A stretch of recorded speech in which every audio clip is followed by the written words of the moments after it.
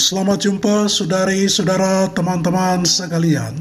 Inspirasi cerita hari ini diambil dari Alkitab Perjanjian Lama, khususnya 2 Raja-Raja bab 5 ayat 1 sampai dan dengan 15. Saya mencoba bercerita dengan bahasa yang mudah dimengerti dan pesannya pun kiranya dapat berguna untuk hidup semua orang. Tentu disesuaikan dengan pengalaman hidup masing-masing setiap hari.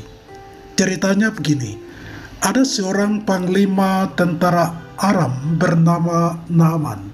Sangat disayangi Tuan Raja dan seluruh rakyat pun menyayanginya karena ia selalu menang ketika perang melawan para musuh kerajaan. Tetapi suatu saat, panglima terpandang ini terjangkit penyakit kusta. Sudah diusahakan dengan berbagai cara pengobatan dan diobati oleh berbagai tabib terkenal, tetapi tidak sembuh, malahan semakin parah. Di rumah panglima itu ada seorang gadis tawanan Israel. Gadis tawanan itu mengatakan kepada istri panglima, "Di tengah bangsaku ada seorang nabi. Seandainya Tuan mau, Tuan dapat pergi bertemu nabi itu. Sekiranya Tuan sembuh." Informasi ini pun sampai ke telinga raja dan Naaman. Maka Naaman, panglima yang sedang sakit kusta itu, antara percaya dan ragu, pergi bersama sejumlah pengawal dan bertemu nabi di Israel, yaitu Nabi Elisa.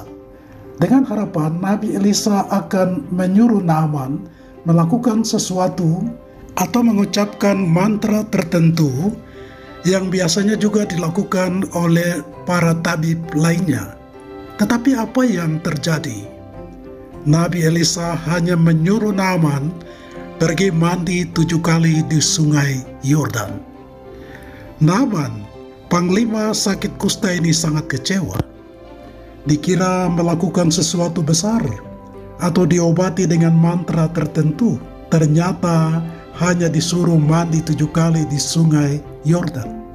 Memangnya dia tak tahu siapa saya ini? Naaman merasa dianggap remeh dan ia merasa seperti main-main saja.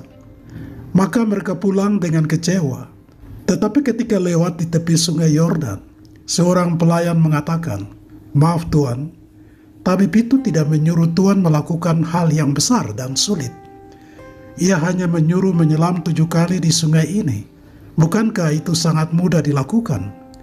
Baiklah bila Tuan mencobanya." Panglima sakit kusta itu merasa usulan itu baik juga.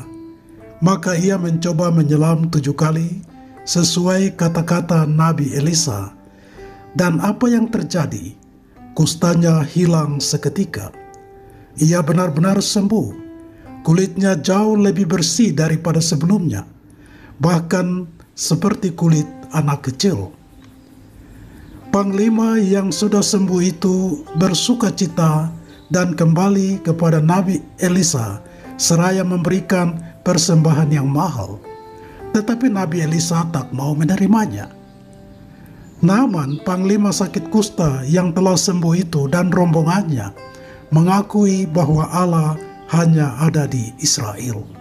Saudari-saudara, teman-teman sekalian, sikap menarik dari gadis tawanan Israel ialah ia tidak dendam kepada Naaman, panglima perang yang lagi sakit kusta itu. Ia tidak mengatakan itu karma karena telah menawan orang yang tak bersalah.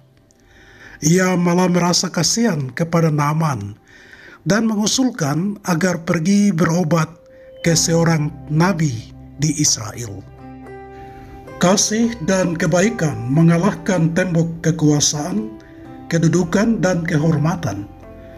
Gadis tawanan itu juga dalam keadaan tertawan pun tetap percaya kepada Allahnya, bahwa Allahnya adalah Maha Kuasa dan penyelenggara segala sesuatu.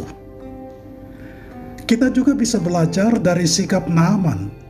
Tadinya merasa angkuh karena mempunyai kuasa, yaitu jabatan dan prestasi. Tetapi kalau hanya terpaut dan terpaku pada keadaan itu, maka pasti ia tidak sembuh. Sehingga ia harus melakukan hal yang sederhana dan ia pun sembuh. Hal-hal yang sederhana, kecil, mudah, dan murah itu lebih sehat daripada menyusahkan diri dengan hal-hal yang terlalu besar, sulit, dan mahal. Karena itu bisa membuat orang sakit jasmani rohani, sakit fisik, dan sakit mental. Orang mengatakan sehat itu mudah dan murah, tetapi sakit itu sulit dan mahal. Semoga berguna. Terima kasih.